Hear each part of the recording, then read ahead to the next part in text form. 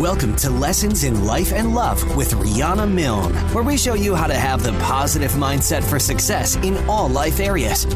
It's time to have the life you desire and the love you deserve.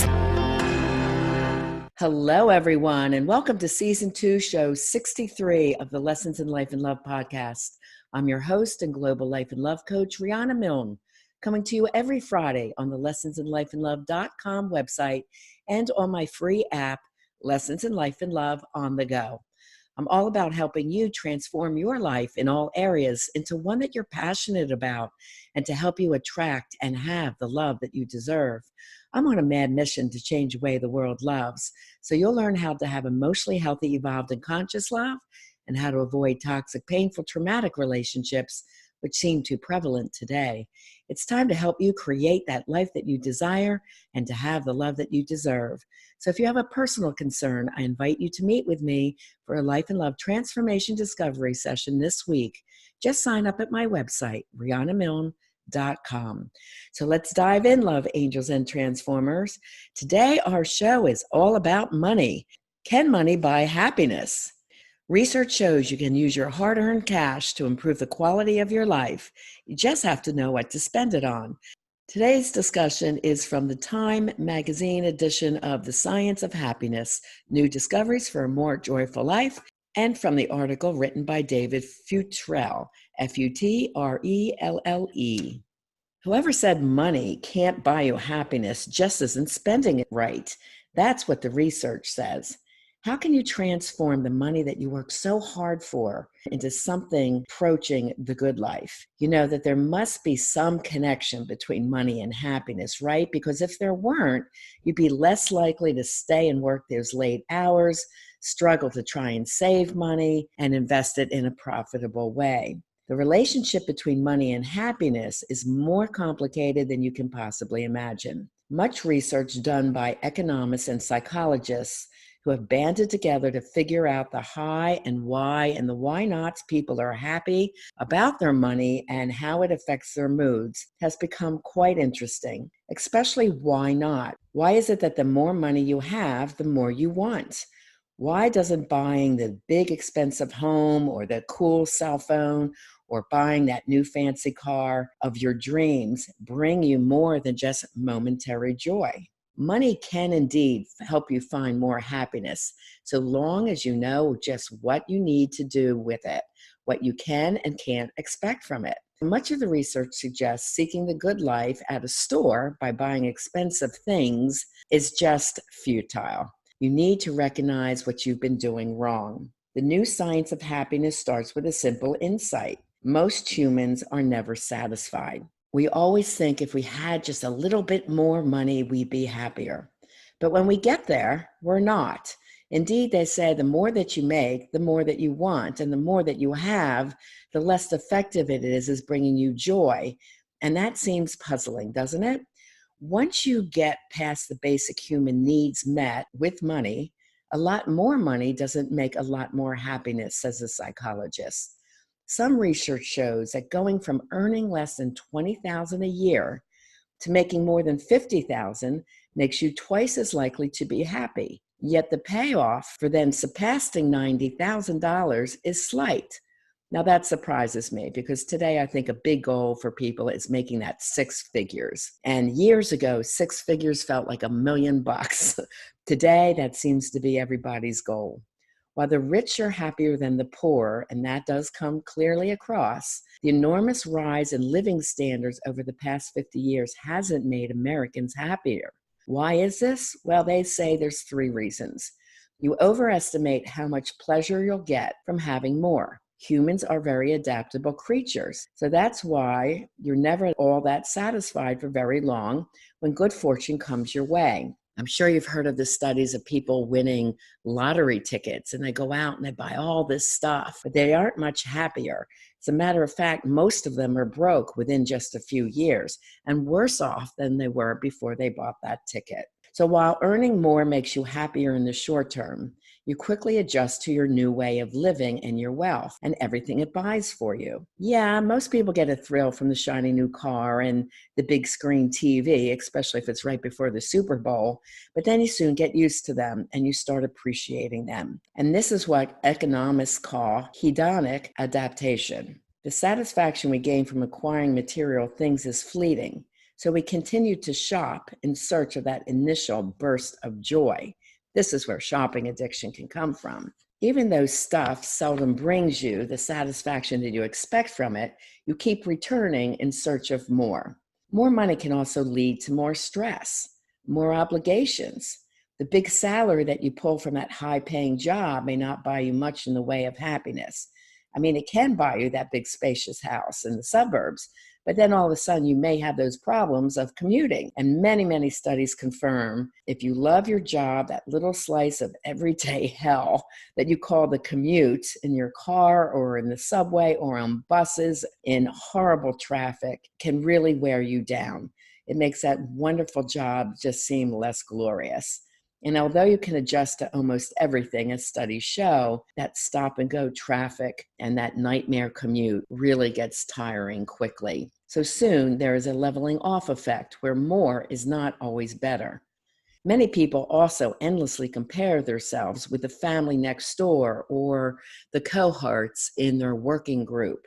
Happiness scholars have found that how you stand relative to others makes a much bigger difference in your sense of well-being than how much you make in an absolute sense.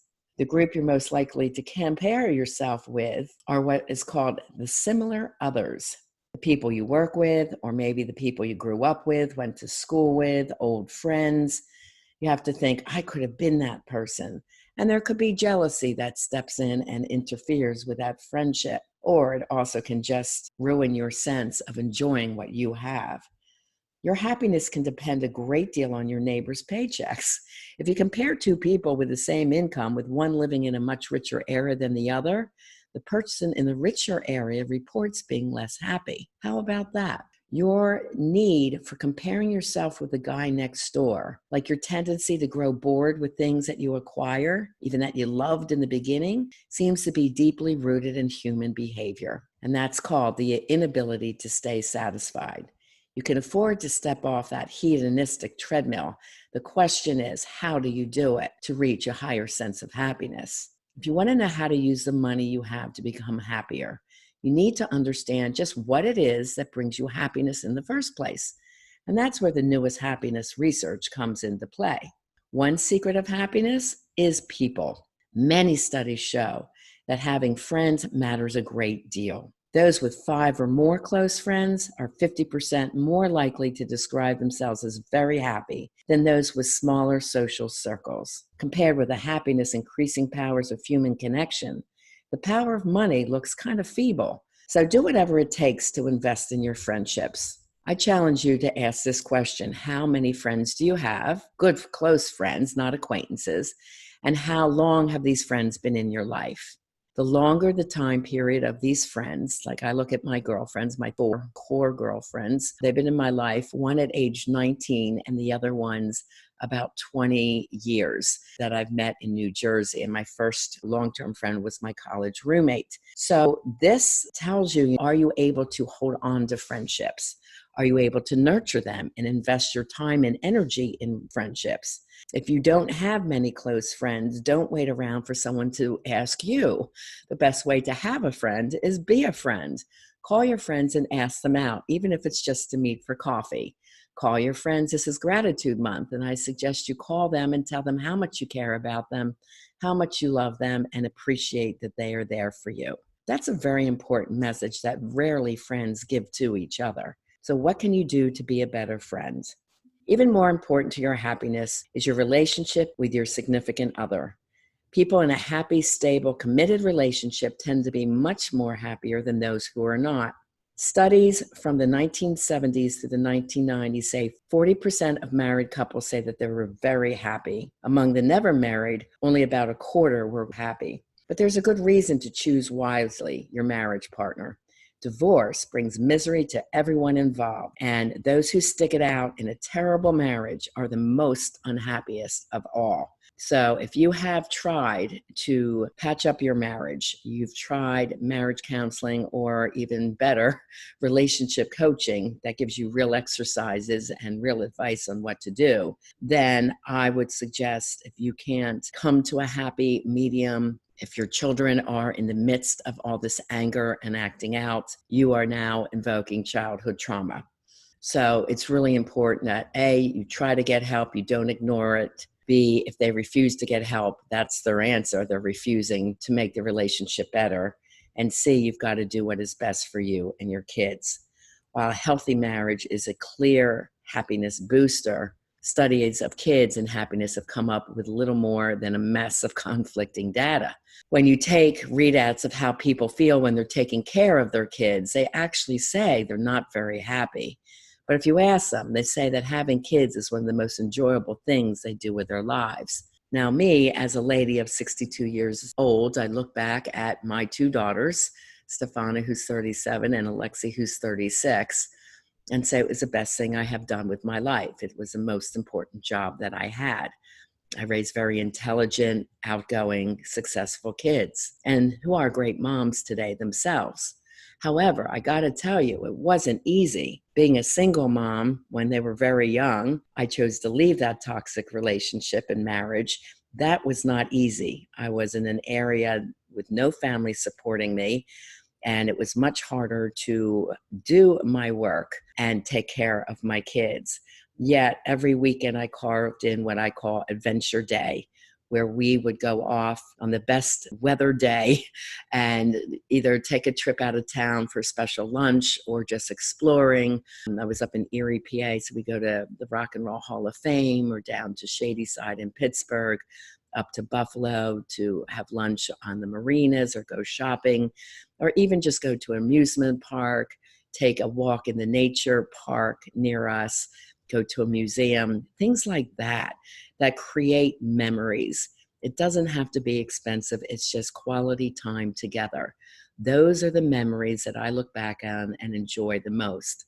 I also did world travel with my girls, something that I wanted them to come to love and to feel confident to travel the world. So doing that while they were young instilled that quality, and they both always enjoyed their travels as much as I do. And that's where I choose to invest my money very often, in world travel, because that brings me the most joy. So build joyful memories with your kids. Spend money on those times: vacations, explorations, museums, adventure days. Doing things can bring us more joy than having things. And that's what the research says. Our preoccupation with stuff brings across an important truth. The things that don't last create the most lasting happiness.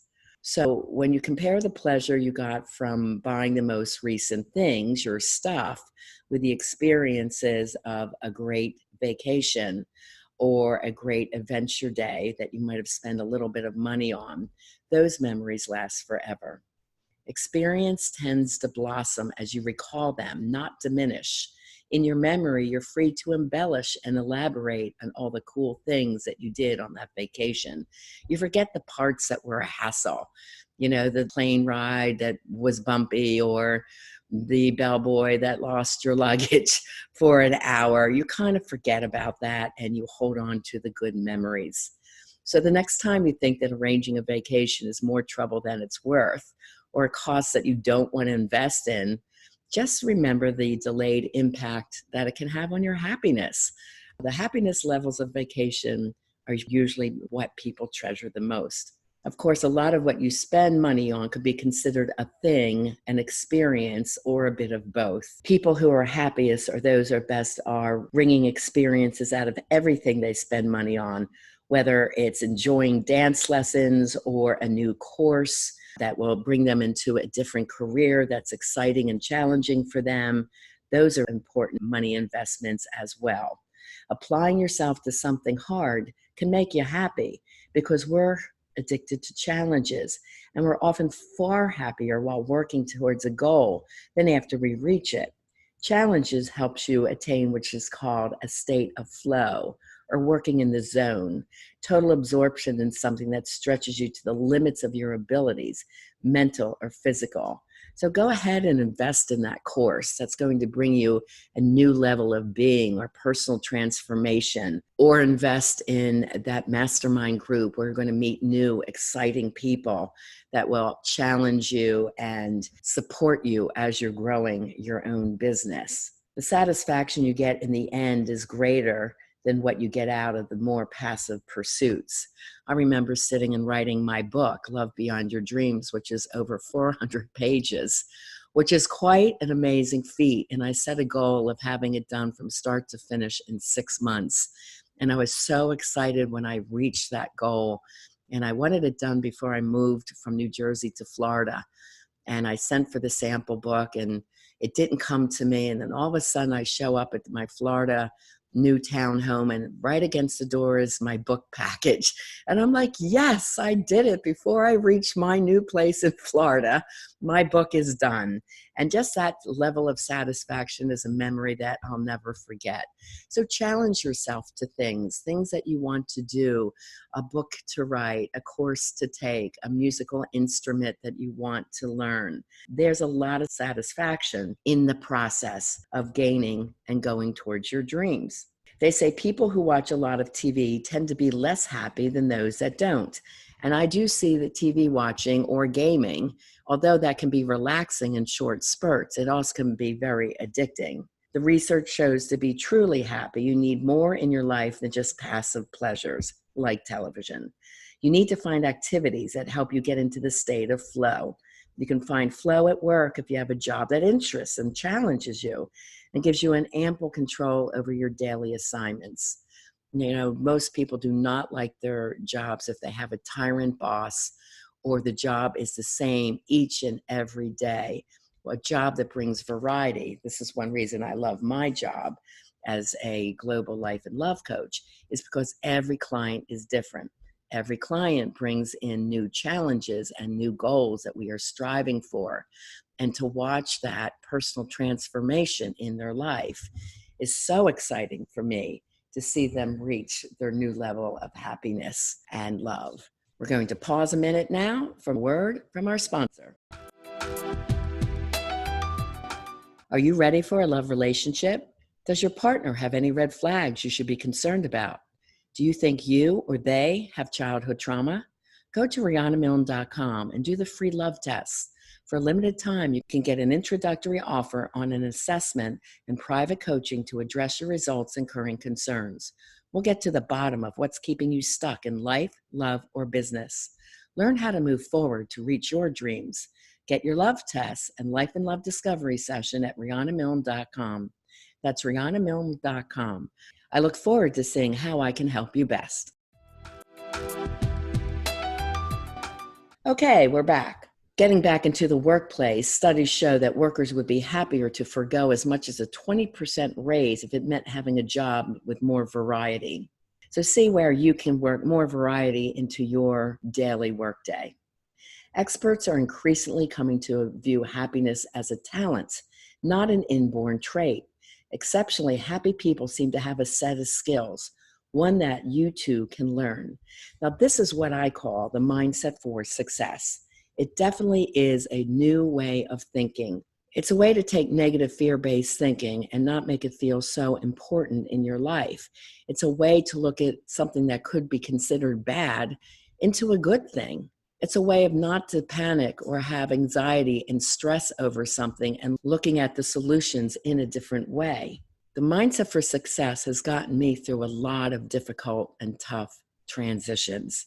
If I didn't have that, plus my sense of spirituality, I don't know how I would have gotten through many of the things I had to endure.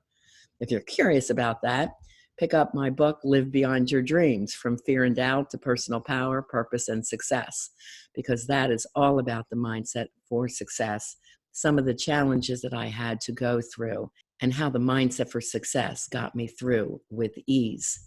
Happy people don't waste time dwelling on unpleasant things.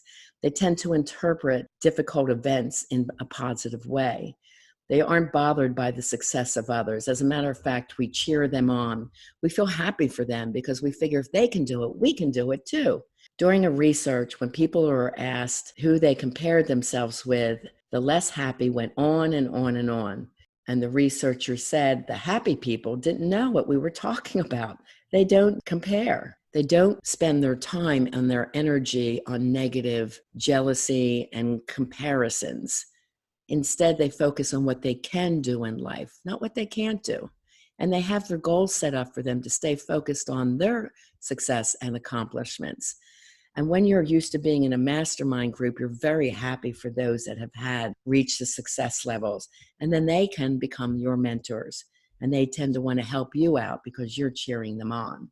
So get yourself to spend less and appreciate what you do have more.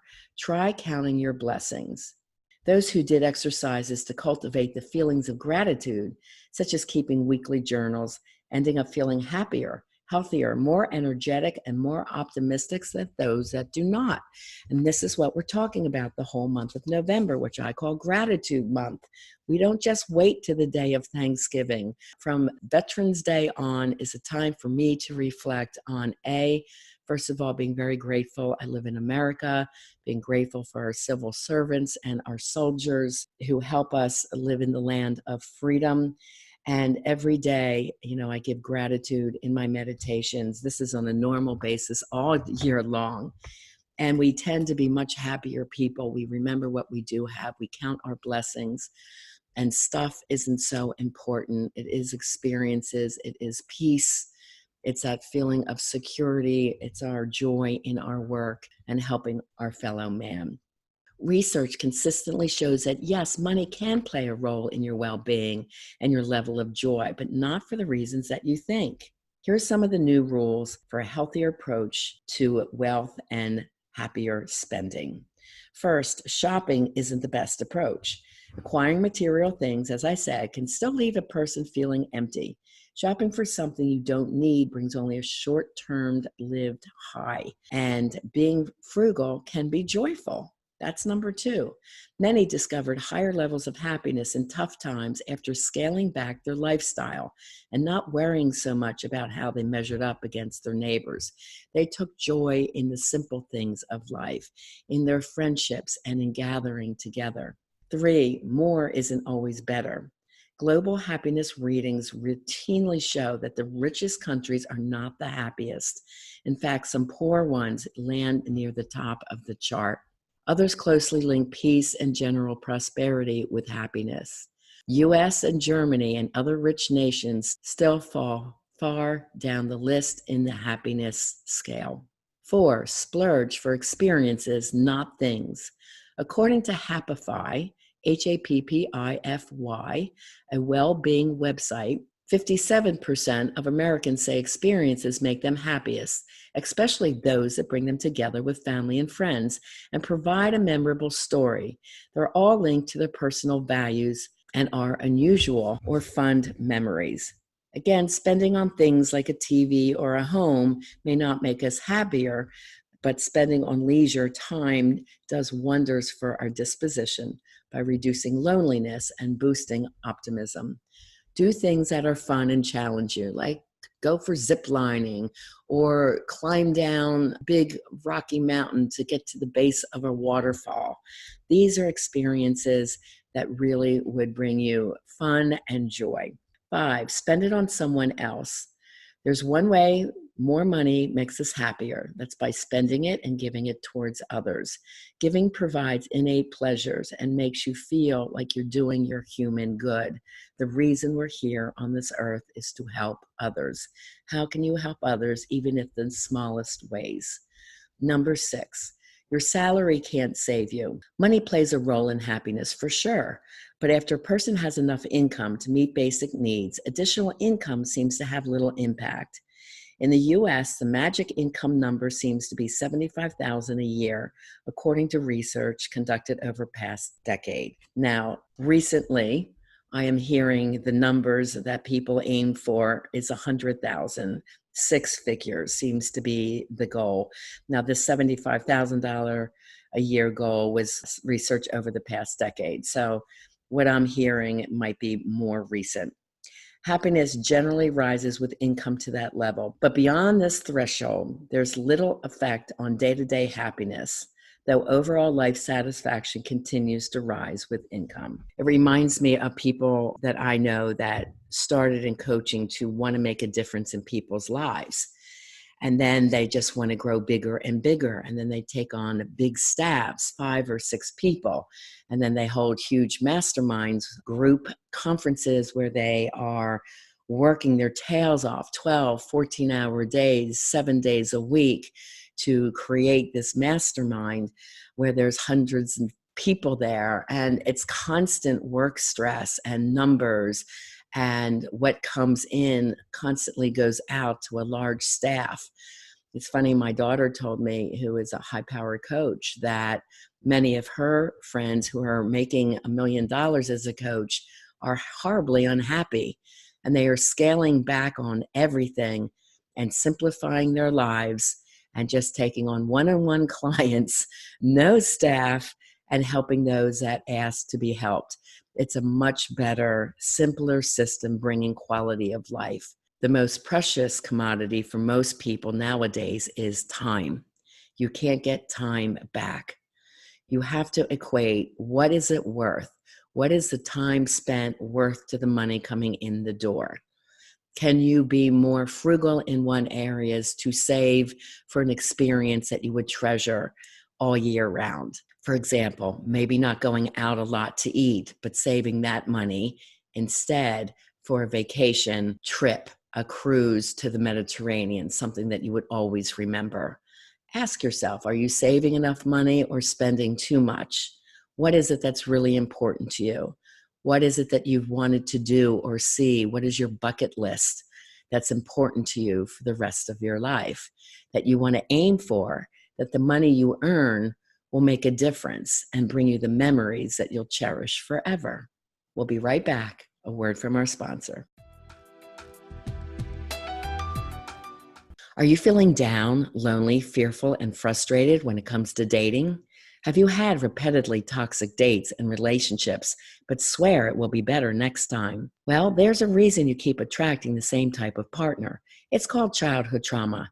Now, I know what you're thinking. Your childhood was pretty normal. I thought so too. But research shows 90% of us have at least 1 to 3 of the 10 described childhood traumas. Do you want to find out what yours might be? Just download my free ebook at havethelove-you-deserve.com. That's havethelove-you-deserve.com.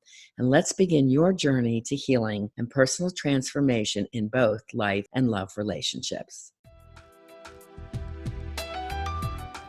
Okay, we're back. When it comes to the science of love, happiness, and money, I hope this research helps you to look at your life a little bit differently today. Make a goal for yourself for your brand new year coming up, 2020.